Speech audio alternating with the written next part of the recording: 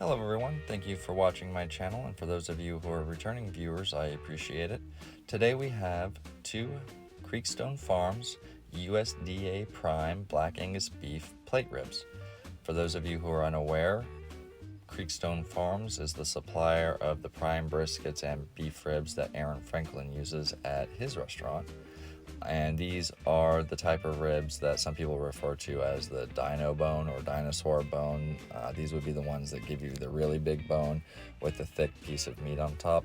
They are 4 bones apiece. So let's look at how the marbling is in these. As you can see, it's excellent. It's just everywhere, plenty of fat in the intramuscular areas. So we will begin to get into the trim here. The shape of these is actually really good in terms of I have nothing to really square off. They will go on the smoker perfect.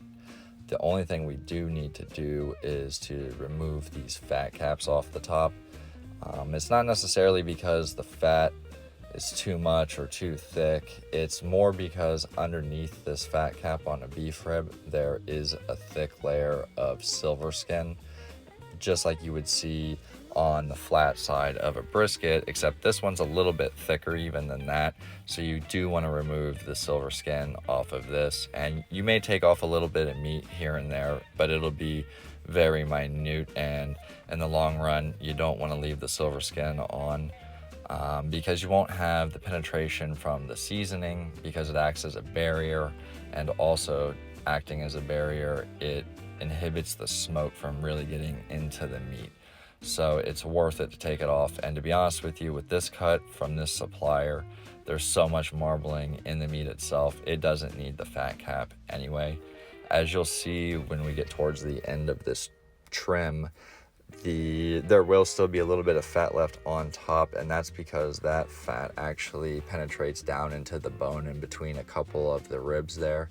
So I don't want to dig it out. I would rather keep an even flat surface for cooking on top, and it really ends up being, for the most part, about 1/4 inch in thickness, so it'll render out really well. Also, I probably won't show the other rack of ribs being trimmed just because it becomes repetitive, and this is already a little bit longer than I was hoping it would be. For the most part, technique wise, I do try to go lengthwise or with the length of the bone. Every now and then, as you see here, I will go sideways against the bone, but that's going to be because I'm not actually cutting into the meat in these stages, and it's mostly in an area where the fat mounds up a little higher, and it just makes it a little easier for me to give it an even plane across the top of the meat itself. So as you can see, now that I've got a lot of that fat removed, a little piece of silver skin there is quite a bit of fat that's just in between there. You can really see it on this side. The marbling is fantastic, so I'm not worried about the fat cap. I do leave the membrane on. I wanted you to see that because for this type of cook, you need it so that it doesn't fall apart. Here's the other one trimmed up. As I said, you'll still have a little bit of a fat cap on it. With the seasoning, I will begin by seasoning the back side of the ribs where that membrane is, because that's going to be the side that's face down. It's not the presentation side. And since I don't have anything on the presentation side yet, we'll go ahead and season the edges of the ribs as well.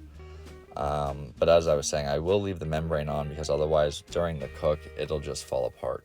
And this seasoning is just half black pepper, 1/4 of kosher salt, 1/4 of Lawry's seasoning salt, and some garlic and onion powder. And I did add some paprika just to give it a little bit of color. It really won't be for flavor.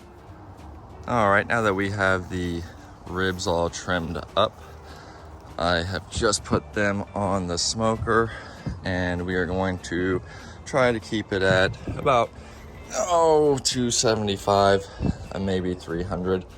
Got them at the back, or towards the back, where the temperature runs a little cooler. I do like to actually place them with the cut portions of the bone facing towards the firebox, and then as I rotate them through the cook, what I'll do is I will just flip them and put this side, these 4 bones facing the fire. That way you get the good pullback and it's even, not really across so much going with the heat. I won't turn them 90 degrees. Basically it'll be a 180 flip because it's a little thinner on the side here, but mostly when you put the bones facing towards the fire, you'll get better pullback on them. And with these being the plate ribs, that's kind of what people want to see. They want that big dinosaur bone sticking out with a thick piece of meat on top. And I do have a pork butt and 3 turkey legs going, but turkey legs are for the kids for later, and pork butt we'll just eat. So I really try to stay away from talking too much about that during this video because I didn't really do any filming for that. But anyway, there they are, and we'll check on this periodically over the next couple hours to show you the progress. I'm probably actually going to make a mop for these today rather than a spray, and I'll talk a little bit about that later on when we get to that point. Thank you.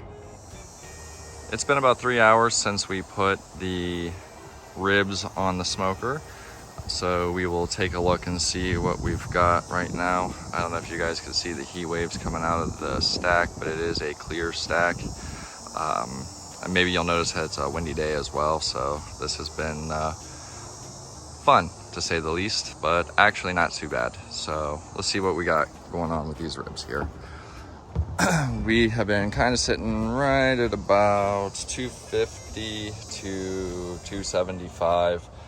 There's a little more swing today, just like I said, with the wind, and I'm noticing it's putting a lot more down pressure on the pipe itself, on the stack. Let's see what we got. Oh yeah, those are coming along real nice. Haven't done anything yet.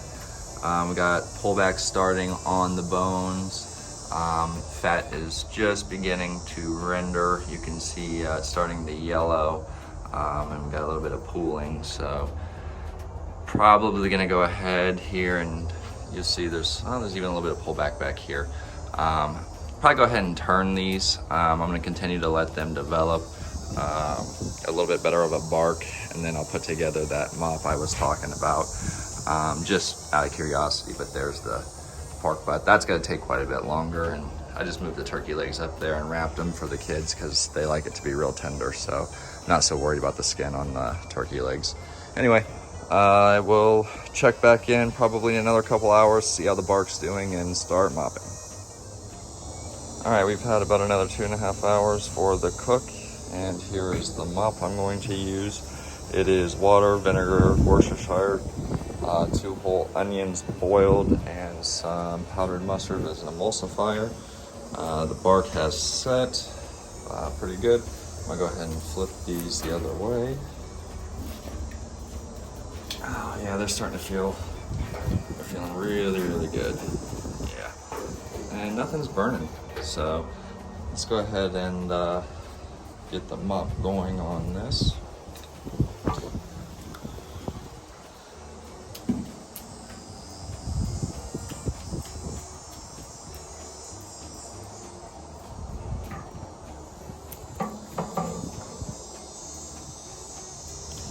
I try not to drag it across. I more or less just kind of tap it, let it sit there.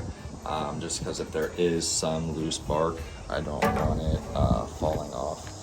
Another thing, I don't know if you can tell, but this is actually hot. Yeah, there's the steam. I leave it on the smoker to keep the mop warm so that I'm not cooling down the meat when I apply the mop. Like you get that with a spray bottle. If you spray, you have to account for it cooling down. So that'll be good enough for now. And I'll probably mop it every 20 to 30 minutes or so here on out until it's time to wrap. I'll check back in.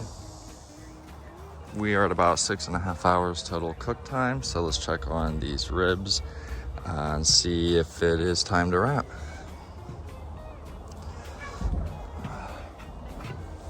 Oh yeah, those are looking good. Ton of pullback. Yep. Oh yeah.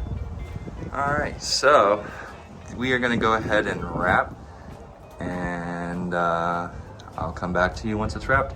What I will do is it will be wrapped in butcher paper right here, What I'm gonna do is to just make the paper pliable. I'll probably wet it down a little bit with the mop that I've been using. And then when we come back, it'll be wrapped and probably has another hour and a half, 2 hours to go. And I'll show you when we're done. All right, we're wrapped up and back on the grill. So we're gonna let these go for about another hour and a half and start checking them for tenderness and see if they're ready.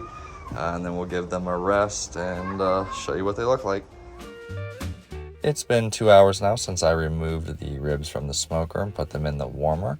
Held them at 150 degrees. I do not add anything to the wrap, whether it be on it, in it, or onto the meat. This is just what it looks like from holding and from the cook. The only thing I can say that I added was a little bit of the mop that I used just to make the paper pliable, but it wasn't that much.